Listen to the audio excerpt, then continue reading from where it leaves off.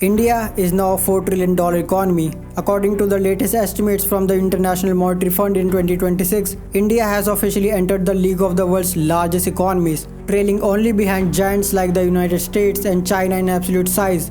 On paper, this is a historic achievement. A country that in 1991 was on the verge of the economic crisis, today stands as one of the fastest growing major economies in the world. But here's where things start to get uncomfortable. Because if India is truly becoming richer, why does the average Indian not feel rich? Why does a young graduate still struggle to find a well-paying job? Why does a middle-class family still worry about healthcare expenses? Why does a single financial shock still push millions back into vulnerability? And most importantly, why does growth feel like something that is happening somewhere else? To answer this, we need to understand a simple but powerful idea. There is a difference between a country being rich and its people being rich. And in India's case, that gap is where the real story lies. Whenever we talk about economic growth, the first number that gets highlighted is GDP, Gross Domestic Product. GDP essentially measures the total value of all goods and services produced within a country. So when we say India is a $4 trillion economy, what we are really saying is the total economic output of India has crossed $4 trillion. Now on the surface, that sounds like wealth. But GDP does not tell you how that wealth is distributed, who is earning how much, whether incomes are rising for the majority, and this is where the illusion begins. Let's break this down with a simple analogy. Imagine a classroom with 10 students. Together, they earn rupees 10 lakh per year. So on average, each student earns rupees 1 lakh. But what if one student earns 9 lakh and the remaining 9 students share just rupees 1 lakh? Technically, the average is still rupees 1 lakh. But in reality, 90% of the class is barely surviving. This is exactly why economists look at another metric: per capita income. According to World Bank and IMF 2026 estimates, India's per capita income is roughly between $2,800 and $3,000. In comparison, United States has a per capita income above $80,000. China, which was once comparable to India, has crossed $12,000 to $13,000. This tells us something very important. While India's total economy is large, the average income per person is still relatively low. But even this doesn't fully explain the disconnect, because even within that $3,000 average, the distribution is highly uneven. According to various inequality reports and studies based on tax and wealth data, including World Inequality Database trends up to 2025 to 2026, the top 10% of Indians control an outsized share of national income. The bottom 50% accounts for a much smaller share, which means even the average itself is misleading. So now we arrive at our first major insight. India is a large economy, but not yet a uniformly rich society. Now let's move to the next critical question. If the economy is growing so fast, why aren't people seeing that growth in their incomes? The answer lies in the nature of India's growth. Over the past 2 decades, India has experienced what economists often call jobless growth or low employment elasticity growth. This means the economy is expanding, but job creation is not keeping pace. Every year, millions of young Indians enter the workforce. These are college graduates, IT diploma holders, engineers, commerce and arts graduates. They enter the job market with one expectation: a stable, well-paying job. But the economy is not absorbing them fast enough. Now at this point, someone might argue, but unemployment rates are not extremely high. And that's true, at least on paper. But the real issue is not just unemployment, it is underemployment. Underemployment means people are working but not in jobs that match their skills or income expectations. For example, an engineering graduate working in a low-paying sales job, a postgraduate preparing for government exams for 3 to 5 years, a delivery worker with no income stability. Technically, all of them are employed,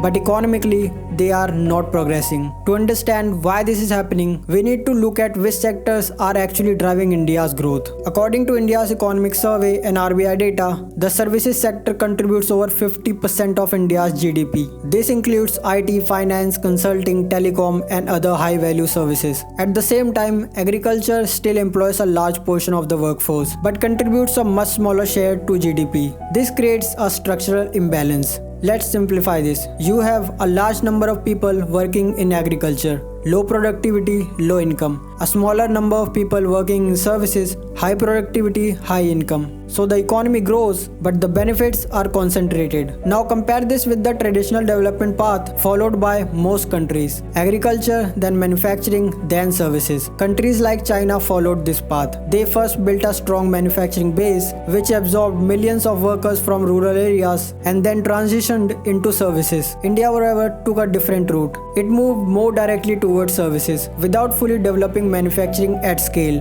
And this one structural difference explains a lot. To understand why this matters, we need to ask a simple question. Which sector can create jobs at scale?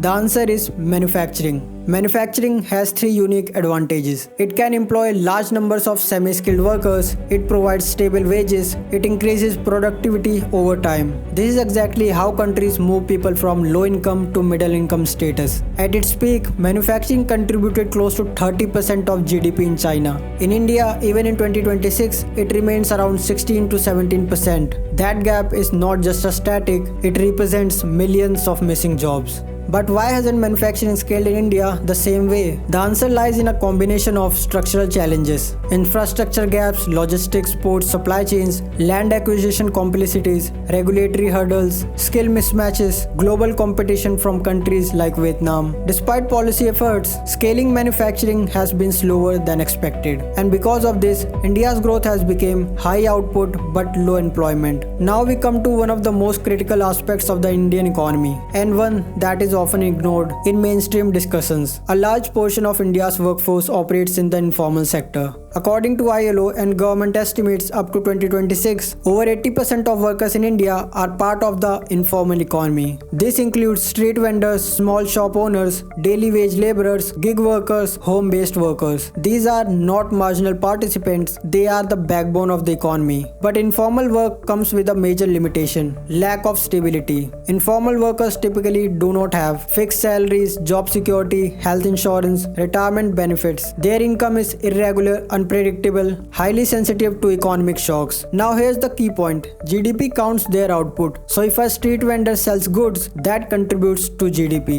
But GDP does not capture income instability, financial insecurity, lack of long-term protection. So once again, we see the same pattern. Economic activity exists, but economic stability does not. And this is where the gap between rich on paper and poor in reality becomes even more visible. At this point, we have uncovered something important. India's challenge is not just about growth, it is about the quality of that growth. But even after understanding job sectors and income distribution, there is still one major piece missing. Because even if someone is earning more today than before, that does not automatically mean they are better off. Why? Because what truly matters is not just income, it is what that income can actually buy. And this brings us to the next layer of the story: the reality of cost of living, purchasing power, and why even middle class often feels financially stuck. To understand this, we need to shift our focus from income to expenses. Because in economics, what truly matters is not just how much you earn, but how much you can retain and use. Let's take a simple example. Suppose your salary increases from 30,000 to 50,000 per month. On paper, that's a 66% increase. But during the same period, your rent doubles, your education expenses increase, your healthcare costs rise, daily essentials become more expensive. Now ask yourself, are you actually better off, or are you just running faster to stay in the same place? This is exactly what is happening across large sections of urban India. In cities like Mumbai, Bengaluru, Delhi, housing has become one of the biggest financial burdens. According to urban housing data and market reports, rent often takes up 25% to 40% of monthly income. Property prices have risen significantly relative to incomes. For a young professional,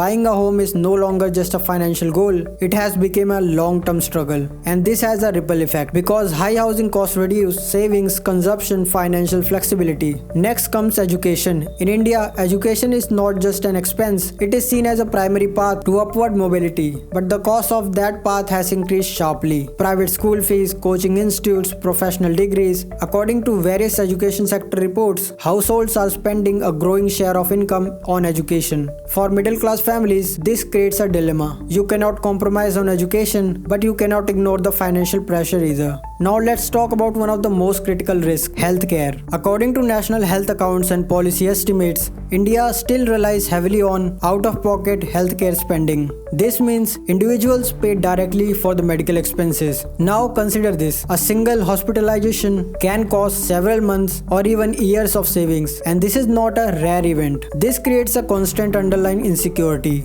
Even if a family is financially stable today, they are always one medical emergency away from stress. So when we combine housing pressure, education costs, healthcare risks, we begin to see the full picture. This brings us to one of the most important economic concepts: real income versus nominal income. Nominal income is what you earn. Real income is what your money can actually buy. If your salary increases but your expenses increase at the same rate or faster, your real income does not improve. And this is where the illusion becomes very real. Because on paper, salaries are rising, GDP is growing, but in reality, purchasing power is not improving significantly for many households. Now let's focus on one specific group, the middle class. The middle class is often seen as the backbone of the economy, the driver of consumption, the symbol of progress. But in reality, a large section of India's middle class is facing a structural problem. Let's break this down through a typical scenario. A household with combined income of 80,000 to 1,50,000 per month, living in a metro city, 2 working adults, 1 or 2 children. Now let's look at expenses. Rent or EMI 25,000 to 50,000, education 10,000 to 30,000, groceries and essentials 10,000 to 20,000, transport and fuel 5,000 to 10,000, insurance and healthcare variable but rising. What remains? Limited savings. This is the middle class trap. You are not poor, but you are not financially secure either.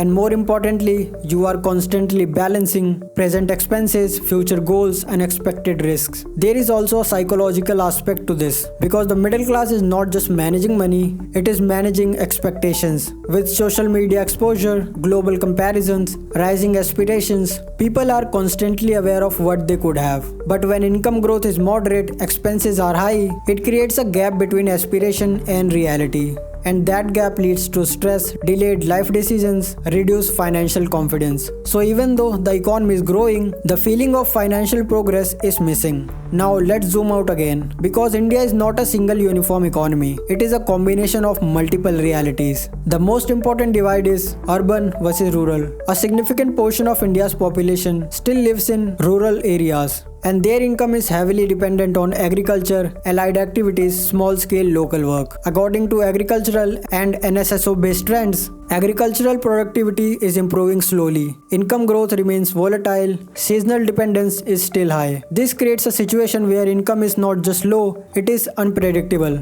Urban India offers better job opportunities, higher income potential, access to services. But it also comes with higher costs of living, greater competition, increased financial pressure.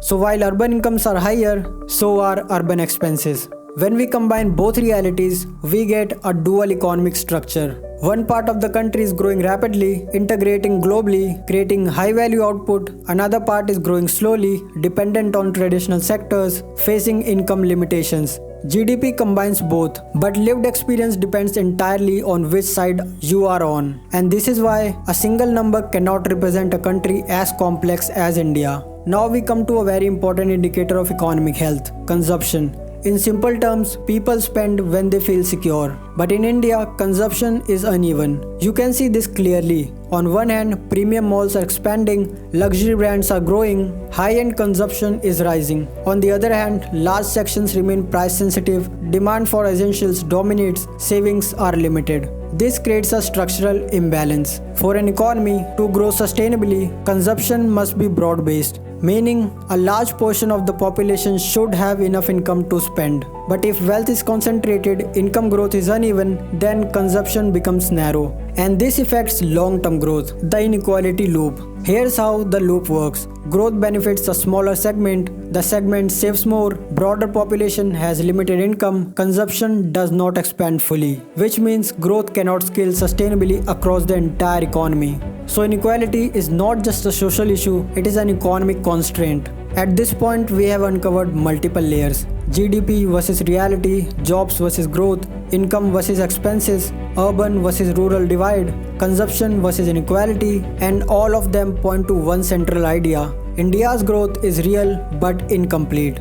So is India rich? Yes, in terms of economic size. Is India poor? Not exactly. But it is not yet a country where prosperity is widespread. The most accurate way to describe India today is this. It is a country in transition, a country that has built the foundation of growth but has not yet completed the journey towards shared prosperity.